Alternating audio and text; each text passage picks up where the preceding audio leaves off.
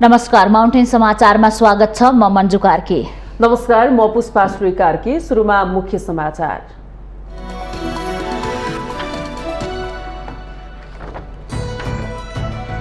स्थानीय तहको निर्वाचन आगामी जेठ 4 गते गर्न सरकार र निर्वाचन आयोग बीच सहमति। आवश्यक प्रक्रिया पूरा गरी बिहीबार बस्ने मन्त्री परिषद बैठकले औपचारिकता दिने। तीनै तहको निर्वाचन नजिकैसँगै दलहरूबीच चुनावी तालमेल सुरु। सत्ता गठबन्धनमा कांग्रेस बाहेक अन्य दलहरू मिलेरै चुनाव लड्नुपर्ने पक्षमा कांग्रेस भने अझै अस्पष्ट। दार्चुलाको तुषारा पानीदेखि गोठा घरसम्मको सडकको ट्र्याक निर्माण कार्य नेपाली सेनालाई दिने सरकारको निर्णय। दुधको न्यूनतम मूल्य 56 रुपैयाँ 4 पैसा निर्धारण। नेपाल आयल निगमले फेरि बढायो पेट्रोलियम पदार्थको मूल्य। पेट्रोल, डिजेल र मट्टीतेल प्रति लिटर 3-3 रुपैयाँका दरले वृद्धि हुँदा खाना पकाउने ग्यासको मूल्य भने यथावत। जनगणनाको प्रारम्भिक नतिजा तथ्यपरक नभएको भन्दै सांसदहरूको आपत्ति। पुनर्गणना गर्न समेत माग। केही तलमाथि भएको हुन सक्ने केन्द्रीय तथ्याङ्क विभागको स्वीकारोक्ति। भारतीय अर्थमन्त्री सीतारमणद्वारा 106 खर्ब 80 अर्ब भारतीय रुपैयाँको बजेट प्रस्तुत। आर्थिक वर्ष 2022-23 मा नेपाललाई 12 अर्ब नेपाली रुपैयाँ अनुदान विनियोजन। र अफ्रिकी मुलुक मरिसससँग भएको दोस्रो मैत्रीपूर्ण खेल पनि नेपालले 1-0 गोल अन्तरले जित्यो। नेपालको जितमा सुजल श्रेष्ठको निर्णायक गोल।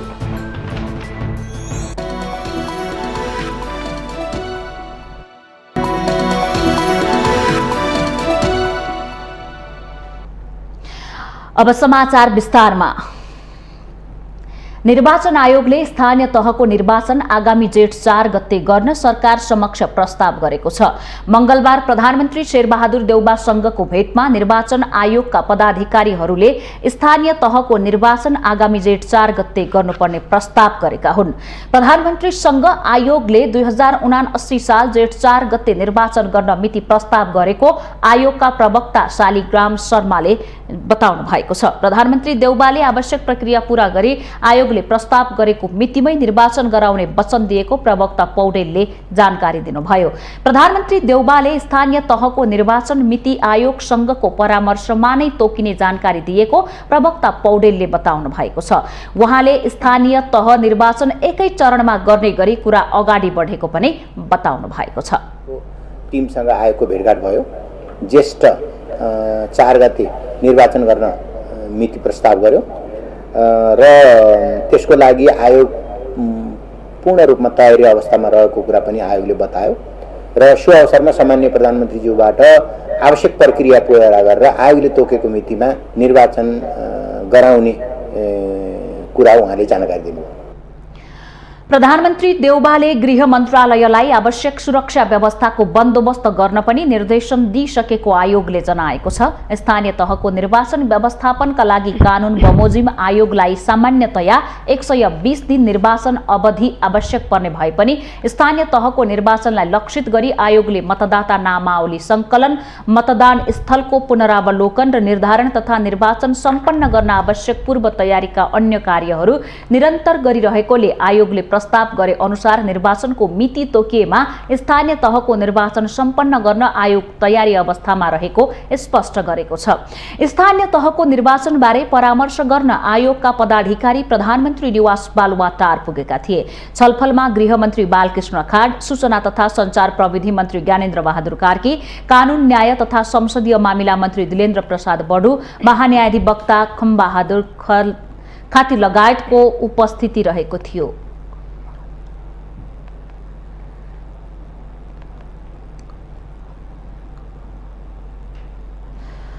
संविधान त तीनै तहको निर्वाचन नजिकिएसँगै दलहरूबीच चुनावी तालमेल सुरु हुन थालेको छ।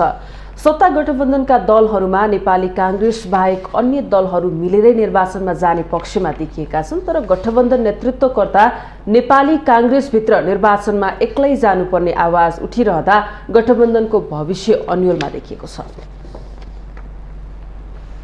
स्थानीय तहको निर्वाचन तोकिएकै मितिमा गर्न गठबन्धन तयार देखिएसँगै अब सरकार निर्वाचन आयोगसँग परामर्श गरेर निर्वाचन मिति घोषणा गर्ने बाटोमा छ। यो सँगै अब दलहरूको चुनावी तालमेल कस्तो होला भन्ने बहस सुरु हुन थालेको छ। वर्तमान परिस्थिति हेर्दा कांग्रेस नेतृत्वको सत्ता गठबन्धनले चुनावसम्मै निरन्तरता पाउने देखिन्छ। प्रधानमन्त्री तथा नेपाली कांग्रेसका सभापति शेरबहादुर देउवा तथा रामचन्द्र पौडेल र कृष्ण प्रसाद सिटौला लगायतका नेताहरू गठबन्धन गरेरै चुनावमा जाने पक्षमा रहेको संकेत देखिएको छ। तर कांग्रेसभित्रै इतर पक्षले कुनै पनि हालतमा गठबन्धन गरेर चुनावमा जान नहुने भन्दै सभापतिलाई दबाब दिइरहेका छन्। अघिल्लो चुनावमा कांग्रेसले फरक फरक गठबन्धन गरेको भए पनि त्यसले खासै फाइदा नमिलेको समीक्षा कांग्रेस नेता तथा कार्यकर्ताहरूले नै गर्ने गरेका छन्। यसरी निर्वाचनको मिति नजिकिँदै जाँदा गठबन्धनका कारण कांग्रेसभित्र अन्तर्द्वन्द्व झन बढेर जाने हो कि भन्ने आशंका गर्न सकिन्छ।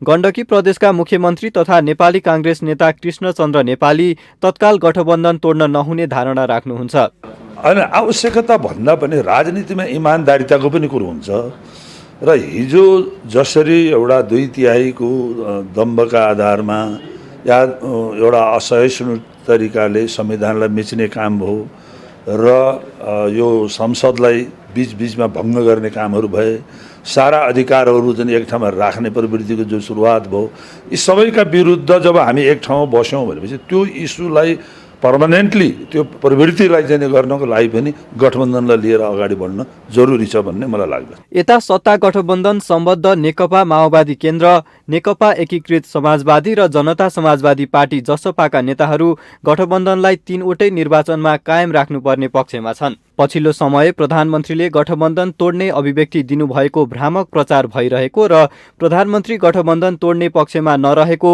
माओवादी तथा एकीकृत समाजवादीले बताउँदै आएका छन्। त्यसो त गठबन्धन कायमै रहने सहमतिमा मात्र प्रचण्ड र माधव नेपाल स्थानीय तहको निर्वाचन मिति घोषणा गर्न तयार भएको विश्लेषण पनि गरिएको छ। गठबन्धन तोडिएमा प्रतिगामी शक्तिलाई फाइदा हुने एकीकृत समाजवादीका नेता गङ्गालाल तुलाधरको तर्क छ। हामीले मात्र चाहेर हुँदैन, गठबन्धनमा त 5 दल छन्। अहिले गठबन्धन किन चलिरहेको छ, किन टिकिरहेको छ भन्दा हाम्रा विचार कुराहरू मिलेका छन्। जब कुरा मिल्ने खालको स्थिति नहुन सक्ला त्यो बेलामा गठबन्धन नरहन पनि सक्ला। तर सकेसम्म चाहिँ गठबन्धन नरहँदा फेरि अर्को तत्त्वलाई फाइदा हुने गरिकन हामीले गठबन्धन हाम्रै कारणले तोड्यौँ भने त्यसको दोष पनि अब्जस पनि हामीले नै लिनुपर्छ। अर्कोतर्फ गठबन्धनमा केही खटपट देखिनुको फाइदा नेकपा एमाले उठाउन खोजे जस्तो देखिन्छ। नेकपा एमाले एमसीसी पारित गर्ने शर्तमा नेपाली कांग्रेसलाई गठबन्धन तोड्न लोभ्याइरहेको छ। गठबन्धनसँग चुनाव लड्नुको नतिजा एमाले गत राष्ट्रिय सभा निर्वाचनबाट प्रष्ट रूपमा देखिएको हुँदा जसरी पनि चुनावसम्म यो गठबन्धन तोड्न एमाले जोडबल गरिरहेको छ। हाम्रो कांग्रेससित आग्रह के हो भने उसले यो परिवर्तनको सहयात्री एमालेसित वैरभाव राख्ने कुरा होइन, प्रतिस्पर्धा, स्वस्थ प्रतिस्पर्धाको हिसाबले आफूलाई सोच्नुपर्छ।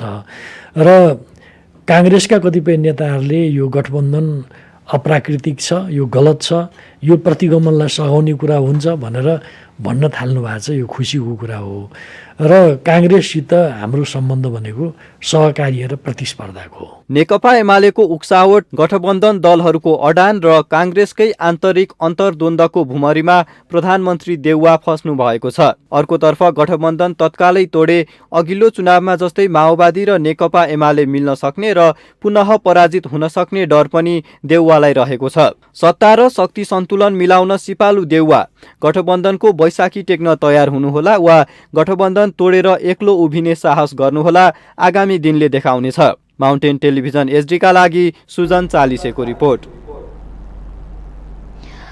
सरकारले आज सार्वजनिक बिदा दिने निर्णय गरेको छ। सोमबार बसेको मन्त्री परिषद बैठकको निर्णय सार्वजनिक गर्दै नेपाल सरकारका प्रवक्ता एवं सञ्चार तथा सूचना प्रविधि मन्त्री ज्ञानेन्द्र बहादुर कार्कीले सोनाम लोसारको अवसरमा आज देशभर सार्वजनिक बिदा दिने निर्णय गरिएको जानकारी दिनुभएको छ। त्यस्तै सरकारले विश्व ब्याङ्कबाट finance for growth development policy credit बापत प्राप्त हुने 18 अर्ब रुपैयाँ सहुलियत पुनः ऋण सहायता सम्बन्धी दस्तावेजलाई अन्तिम रूप दिन वार्ता टोली गठन गर्ने निर्णय गरेको छ। पोलिसी क्रेडिट बापत प्राप्त हुने 150 मिलियन अमेरिकी डलर करिब 18 अरब रुपैयाँ सम्बन्धी सहुलियतपूर्ण ऋण सहायता सम्बन्धी दस्तावेजलाई अन्तिम अन्तिम रूप दिन वार्ता टोली गठन गर्ने।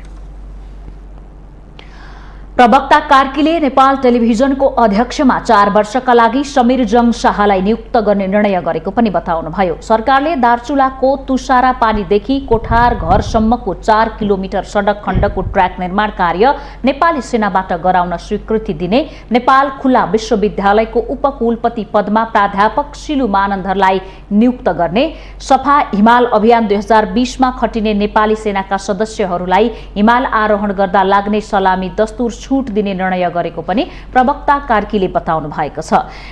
मन्त्री परिषदको बैठकले कच्चा दूधको न्यूनतम मूल्य 56 रुपैयाँ 4 पैसा निर्धारण गर्ने निर्णय पनि गरेको छ।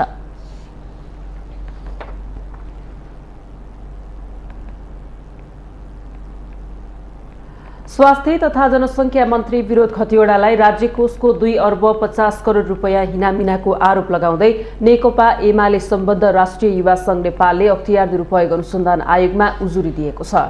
खतिवडाले मन्त्रालयको जिम्मेवारी सम्हालेपछि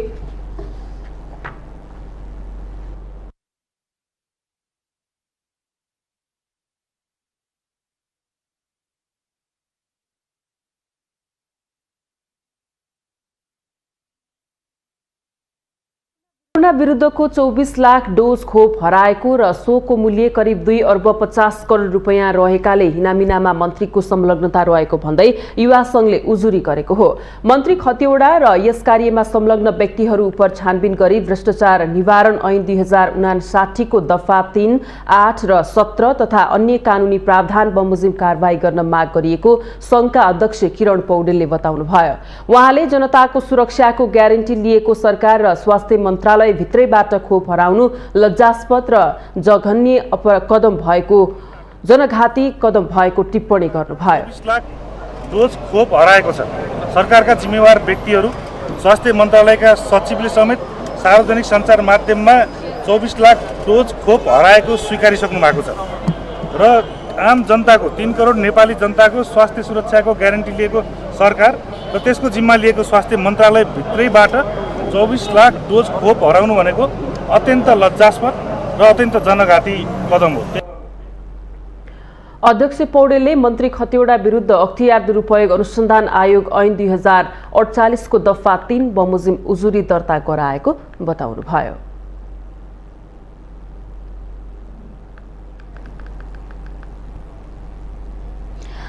नेपाल आयल निगमले फेरि पेट्रोलियम पदार्थको मूल्य बढाएको छ। अन्तर्राष्ट्रिय बजारमा इन्धनको मूल्य बढेको जनाउँदै निगमले पेट्रोल, डिजेल र मट्टीतेलको साबिक मूल्यमा प्रति लिटर 3-3 रुपैयाँ बढाएको हो। भारतीय आयल निगमले पठाएको नयाँ मूल्य सूची अनुसार इन्धनको मूल्य बढेर आएको निगमले जनाएको छ। नयाँ मूल्य अनुसार काठमाडौँ उपत्यकामा पेट्रोल प्रति लिटर 142 रुपैयाँ, डिजेल र मट्टीतेल 125 रुपैयाँ पर्नेछ। पेट्रोलको यो मूल्य अहिलेसम्मकै उच्च हो। यसअघि 2070 फागुन 30 गते प्रति लिटर 140 रुपैयाँ थियो। अन्तर्राष्ट्रिय बजारमा कच्चा तेलको मूल्य प्रति ब्यारेल बढेर $90 सम्म पुगेकोले यहाँ पनि मूल्य बढाएको निगमले जनाएको छ। नयाँ मूल्य मंगलबार राति 12 बजेदेखि लागू भइसकेको छ। यस्तै निगमले आन्तरिक हवाई इन्धनको मूल्य प्रति लिटर 10 रुपैयाँ बढाएर 116 रुपैयाँ कायम गरेको छ। अन्तर्राष्ट्रिय तर्फको हवाई इन्धन प्रति किलो लिटर $100 बढाएर $1095 तोकिएको छ। निगमले खाना पकाउने एलपी ग्यासको मूल्य भने यथावत राखेको जनाएको छ।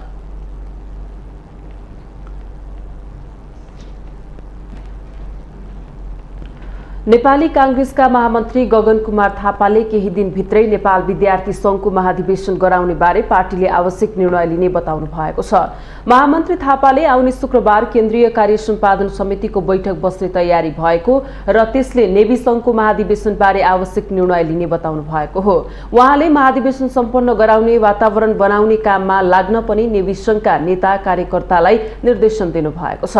मंगलबार नेवी संघका नेता कार्यकर्तासँग पार्टी कार्यालय पामा भएको भेटमा महामन्त्री थापाले नेवी संघ भित्र देखिएको समस्या समाधान गर्ने काम सोही संगठनको भएको उल्लेख गर्दै पार्टीका तर्फबाट त्यसका लागि आवश्यक निर्णय गर्न ढिलाइ नहुने बताउनु भयो। यसमा मार्चको 15-16 गते भन्दा अगाडि नै निर्णय होस् भन्ने चाहन्थ्यो, तर कोभिडको कारणले गर्दा बैठक बस्न नसकेकोले तपाईहरुलाई जानकारी नै छ। हामीले पहिलो पटक भर्चुअल मिटिङ राखेर भए पनि केन्द्रीय कार्य सम्पादन समिति बनाउनु पर्ने अवस्था आयो।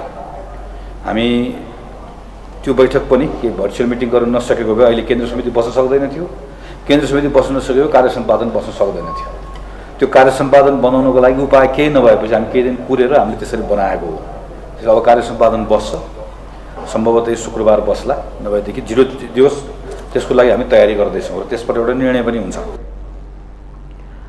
महामन्त्री थापाले विगतमा पार्टीले निर्णय गर्दा पनि नेभी संघभित्रकै समानान्तर गतिविधिका कारण यसको महाधिवेशन हुन नसकेको पनि स्मरण गराउनु भयो। त्यस क्रममा नेभी संघका नेताहरूले महाधिवेशन छिट्टो सम्पन्न गराएर क्याम्पसहरूको शैक्षिक गतिविधिलाई प्रभावकारी बनाउने काममा सहयोग गरिदिन आग्रह गर्दै महामन्त्री थापालाई अनुरोध पत्र बुझाएका थिए।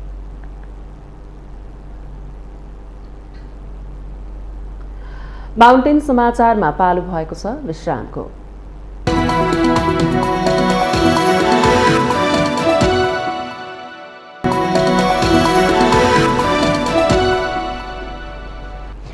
विश्रामपछि स्वागत छ। अब बाँकी समाचार।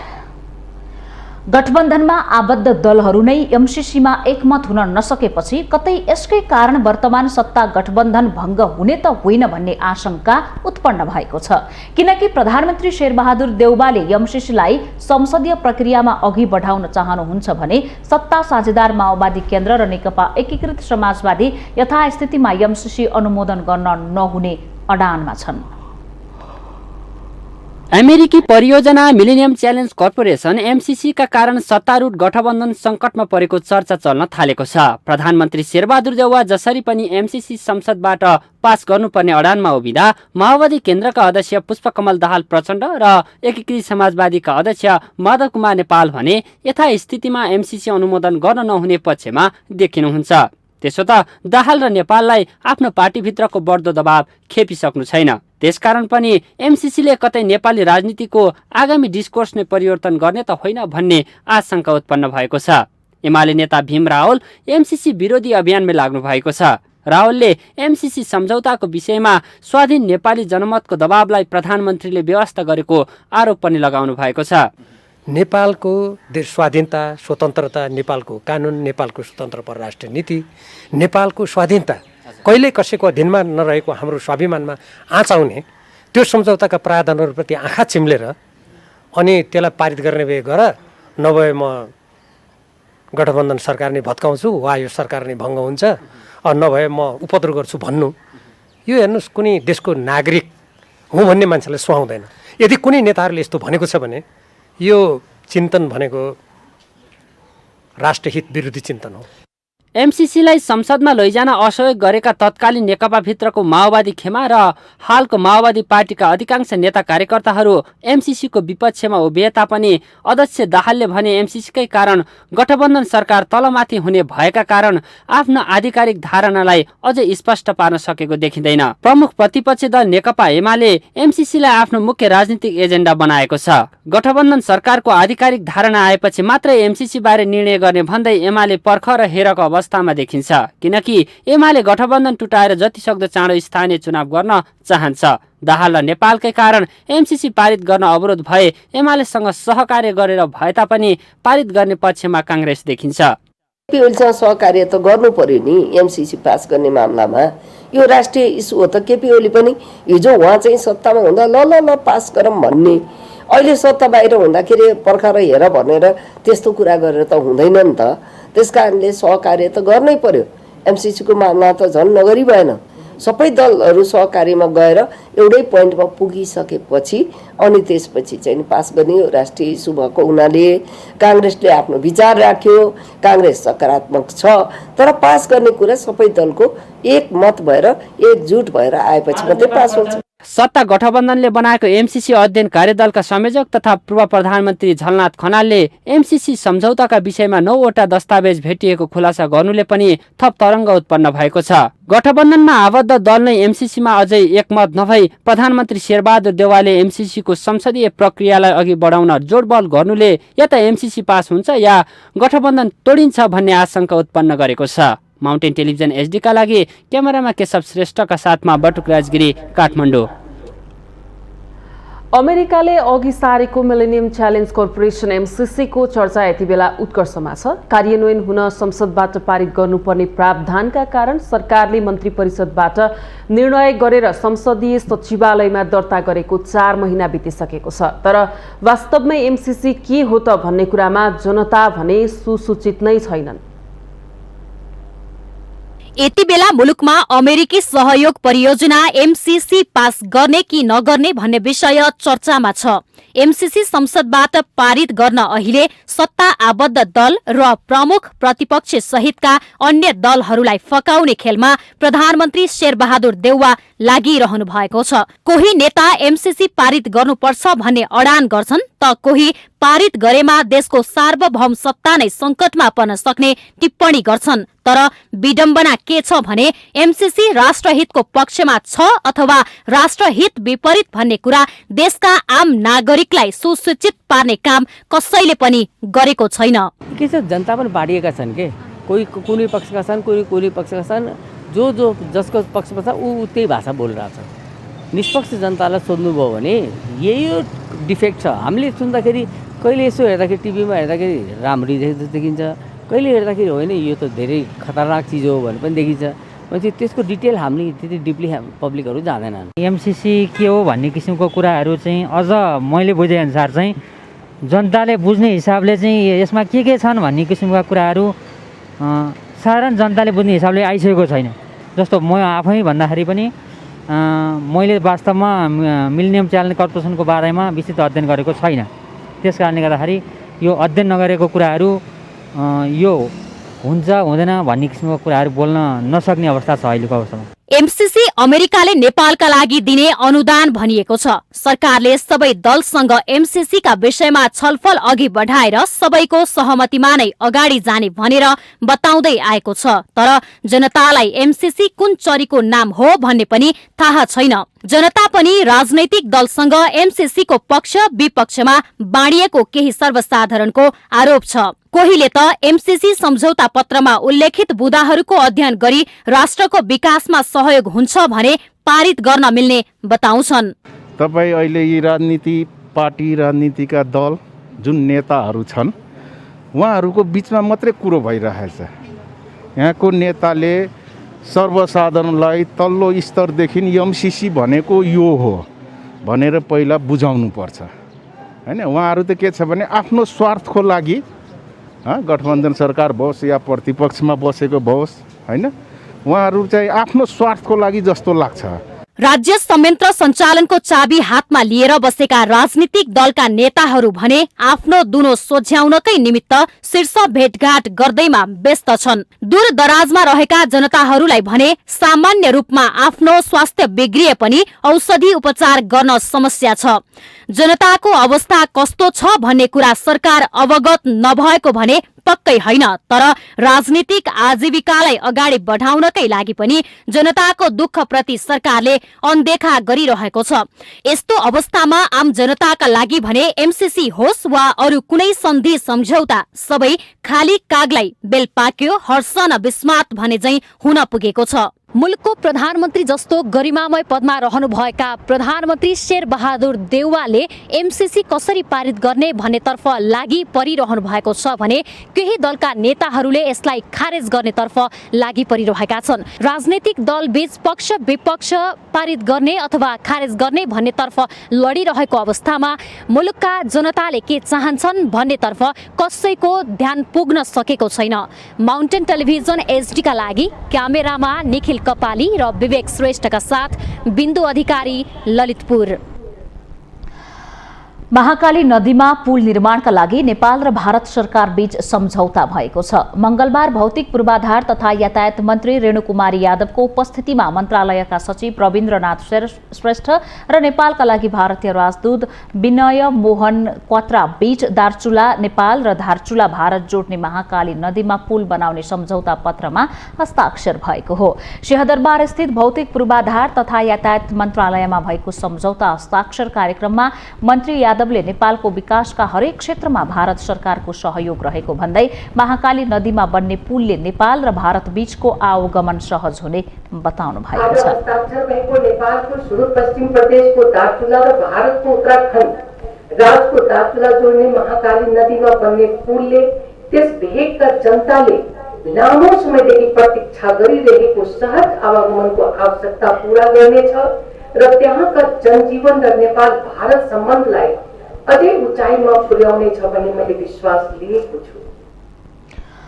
कार्यक्रममा नेपालका लागि भारतीय राजदूत विनय मोहन क्वात्राले नेपाल र भारतको सीमा जोड्ने महाकाली नदीमा पुल बनाउन भएको सम्झौता महत्वपूर्ण हुने भन्दै पुलले नेपाल र भारतका लागि आवागमनमा सहजता ल्याउने बताउनुभयो।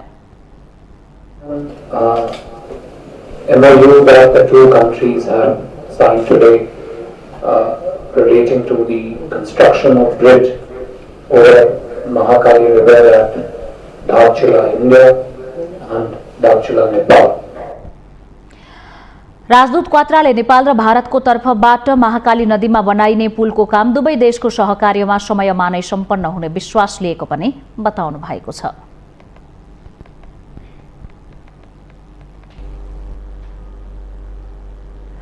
ललितपुरको पुलचोक स्थित मन्त्री क्वार्टर अगाडि एमालेको विद्यार्थी संगठन अनेरा सोबीले सरकारका प्रवक्ता एवं सञ्चार मन्त्री ज्ञानेन्द्र बहादुर कार्कीलाई कालो झण्डा देखाएको छ।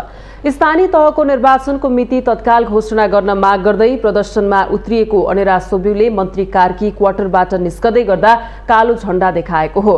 आन्दोलनरत विद्यार्थीहरूले मन्त्रीको गाडी रोकेर कालो झण्डा देखाएका थिए भने कतिपयले मन्त्रीको गाडीमै कालो झण्डा प्रहार गरेका थिए। एमाले संविधान र वर्तमान कानून बमोजिम नै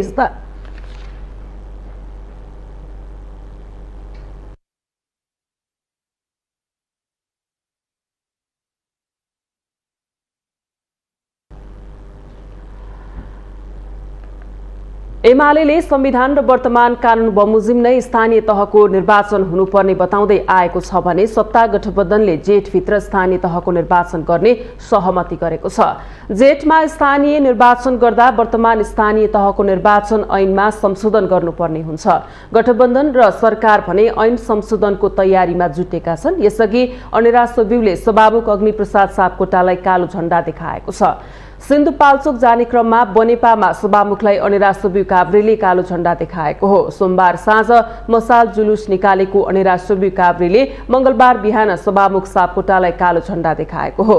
एमाले विभाजनमा सभामुख सापकोटाको भूमिका रहेको भन्दै एमाले सभामुखको राजीनामा माग्दै आएका बेला उसको भातृ संगठनले कालो झण्डा देखाएको हो।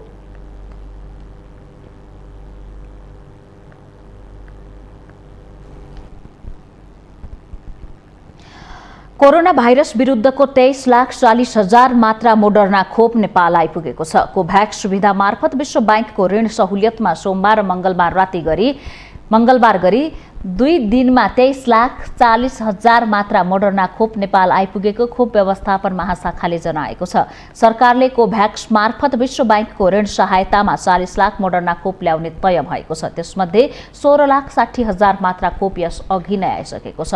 यो खोप 12 देखि 17 वर्ष उमेर समूहका बालबालिकालाई लगाइने स्वास्थ्य मन्त्रालयले जनाएको छ। सरकारले कोरोना भाइरस विरुद्धको खोप कार्यक्रमलाई निरन्तरता दिन थप खोपहरू पनि ल्याउँदैछ। कोभ्याक्स सुविधा मार्फत नै थप 62 लाख मात्रा खोप अनुदानमा ल्याउने प्रक्रिया पनि अघि बढिसकेको छ। यस्तै 5 देखि 11 वर्ष उमेर समूहका बालबालिकालाई पनि खोप लगाउन फाइजर खोप 84 लाख मात्रा खरिद गर्ने सरकारको तयारी छ।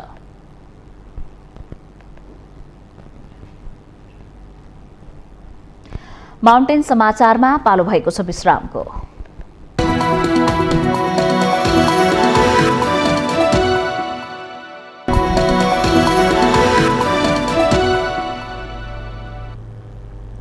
विश्रामपछि स्वागत छ। अब बाँकी समाचार।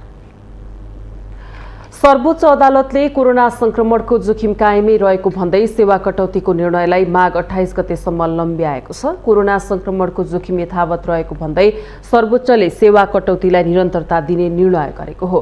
सर्वोच्चले मंगलबार विज्ञप्ति जारी गरी आगामी 28 गतेसम्म अहिलेकै स्वरूपमा सेवा प्रवाह हुने जनाएको छ। यसअघि सर्वोच्चको पूर्ण बैठकले ओमिक्रोनको संक्रमणको जोखिमलाई मध्यनजर राखेर माघ 5 गतेदेखि 18 गतेसम्म सेवा कटौती गर्ने निर्णय गरेको थियो। मंगलबार बसेको पूर्ण बैठकले माघ 28 सम्म सेवा कटौतीलाई निरन्तरता दिने निर्णय गरेको सर्वोच्चका प्रवक्ता बाबुराम दाहालद्वारा जारी विज्ञप्तिमा उल्लेख छ।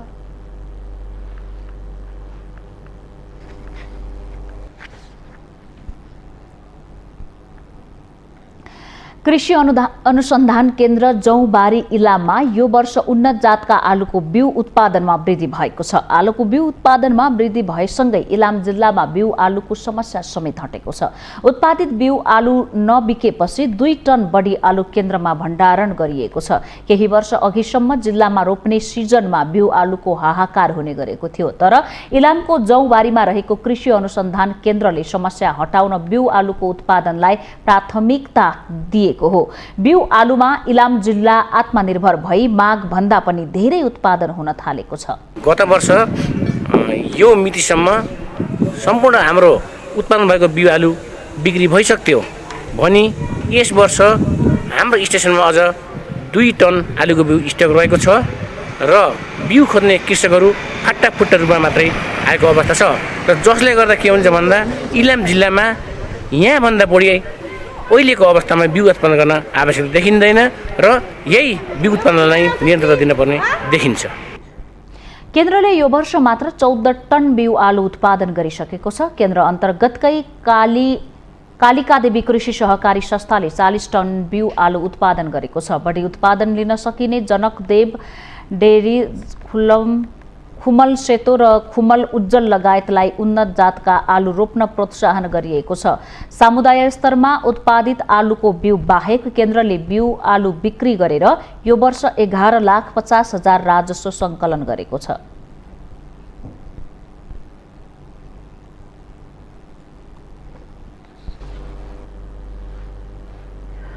पश्चिमी वायुको प्रभावले प्रदेश 1 मधेस, बागमती, गण्डकी र लुम्बिनी प्रदेशमा हल्का वर्षाको सम्भावना रहेको छ। उच्च पहाडी तथा हिमाली भूभागका केही स्थानमा भने हल्का हिमपातको सम्भावना रहेको मौसम पूर्वानुमान महाशाखाले जनाएको हो। प्रदेश 1, बागमती, गण्डकी, लुम्बिनी र मधेस प्रदेशका 1-2 ठाउँमा आज हल्का वर्षाको सम्भावना रहेको जल तथा मौसम पूर्वानुमान महाशाखाले जनाएको छ।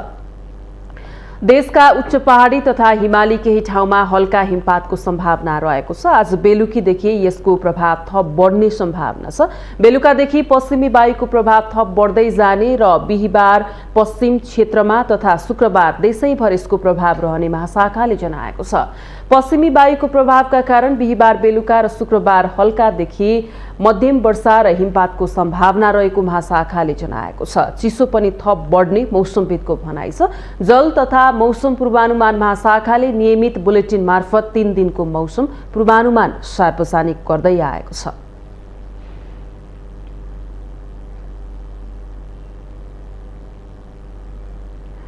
हामीसँग आर्थिक, अन्तर्राष्ट्रिय र खेल समाचार बाँकी नै छन्। माउन्टेन समाचारमा पालो भएको छ विश्रामको।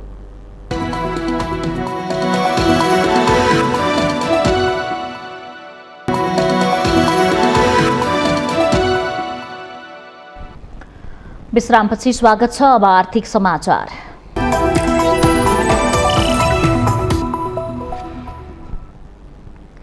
प्रतिनिधि सभाका सांसदहरूले केन्द्रीय तथ्याङ्क विभागले सार्वजनिक गरेको 12औं राष्ट्रिय जनगणनाको प्रारम्भिक तथ्याङ्कको नतिजा तथ्यपरक नभएको भन्दै आपत्ति जनाएका छन्।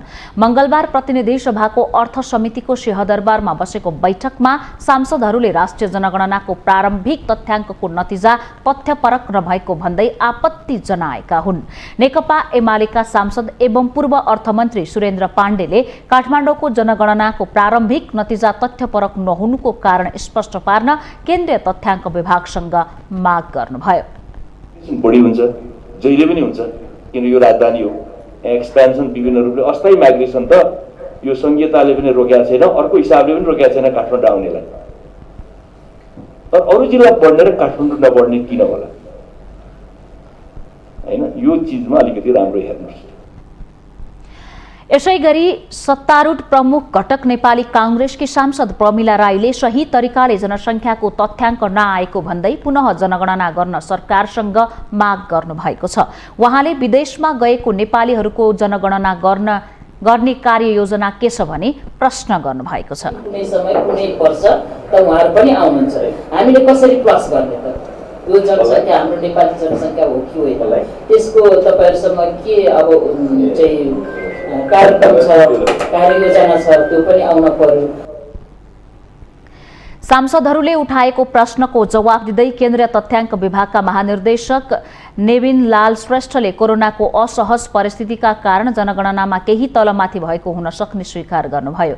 उहाँले यो प्रारम्भिक नतिजा भएको र पूर्ण भएर आउँदा सबै तथ्य आउने तर्फ पनि सांसदहरूको ध्यान आकर्षण गराउनु भएको छ। 8-9 महिनासम्म चाहिँ मूल प्रश्नावलीको डेटा इन्क्लुड गर्नलाई समय लाग्छ, हरेक इन्डिभिजुअल व्यक्तिको त्यो नआउन्जेलसम्म भनेको अबको 8-10 महिना बढीमा 1 वर्षसम्म चाहिँ नि यो प्रारम्भिक नतिजा गरिनुपर्ने प्रयोग हुनेको हो।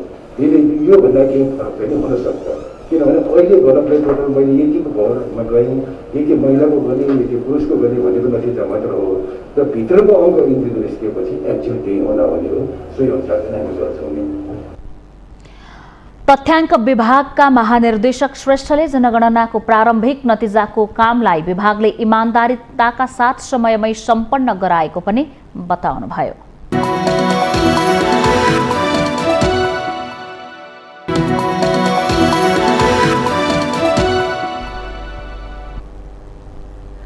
विश्रामपछि स्वागत छ। हामी माउन्टेन समाचारको अन्त्यमा आइपुगेका छौँ। जाँदा जाँदै मुख्य समाचार पुनः एकपटक।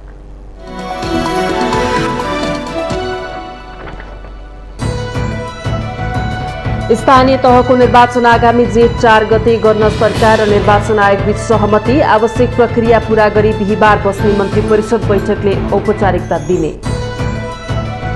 तीनै तहको निर्वाचन नजिकैसँगै दलहरूबीच चुनावी तालमेल सुरु। सत्ता गठबन्धनमा कांग्रेस बाहेक अन्य दलहरू मिलेरै चुनाव लड्नुपर्ने पक्षमा कांग्रेस भने अझै अस्पष्ट।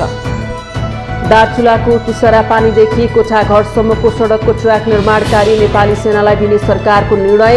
दुधको न्यूनतम मूल्य 56 रुपैयाँ 4 पैसा निर्धारण।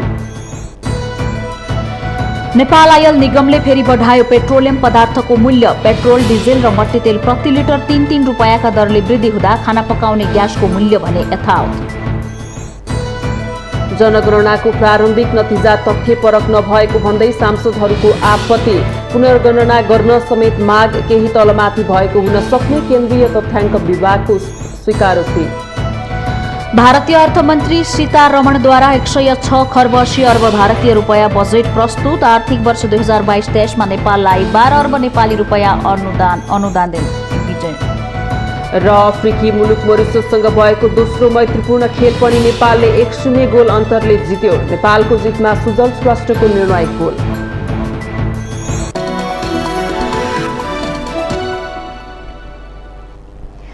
माउन्टेन समाचार अहिलेलाई सकियो। सत्य, तथ्य र निष्पक्ष समाचारका लागि माउन्टेन टेलिभिजन HD हेर्दै रहनुहोला। नमस्कार।